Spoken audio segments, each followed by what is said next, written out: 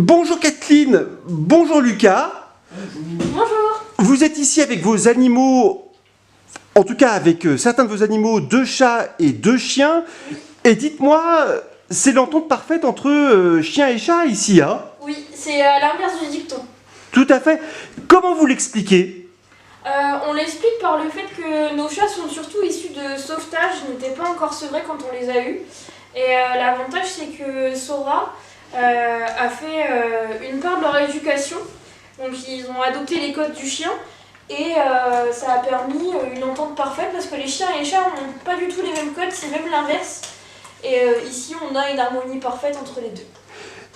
Ce qui est impressionnant, c'est la taille des chiens. Ils pourraient très bien faire une seule bouchée de ces chats, mais il y a beaucoup de douceur hein, dans les relations entre les chiens et les chats là. Hein. Oui, et puis surtout les chats savent aussi dire stop, montrer leurs limites également, quand les chiens y vont un peu trop brusquement.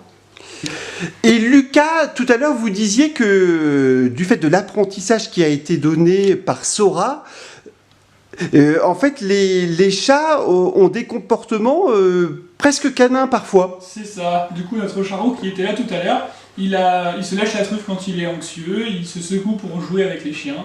Il a vraiment adopté les différents codes canins que Sora lui a appris.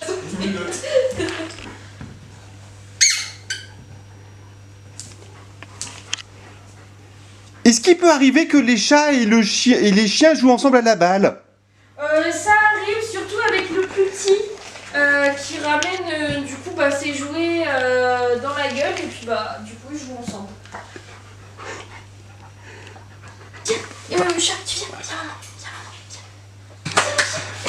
Et c'est Sora qui arrive, qui a éduqué les 2 chats. Hein. C'est ça.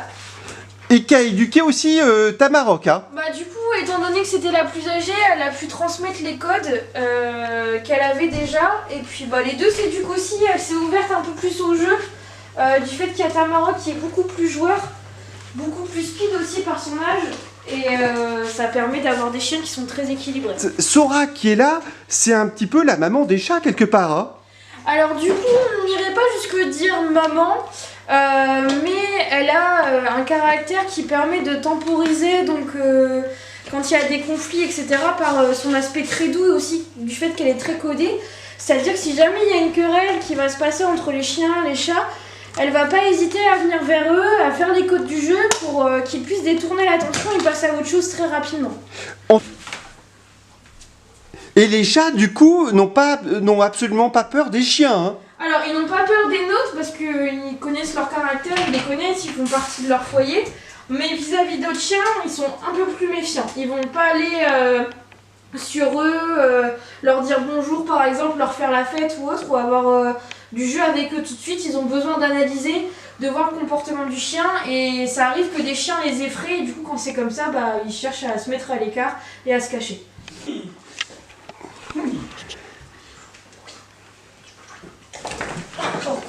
Tiens, Sora, là. Tiens. Là, viens, assieds-toi. Non, parle. Super ça. Super. Non, t'aboies. Voilà, super. Et en fait, Sora sait se faire comprendre. Hein. Oui, elle sait se faire comprendre.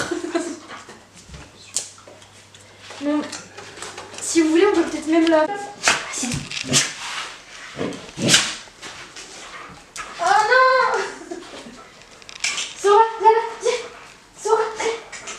Sora, viens! Reprends le bien! Sora, viens! Ah, super, assis-toi!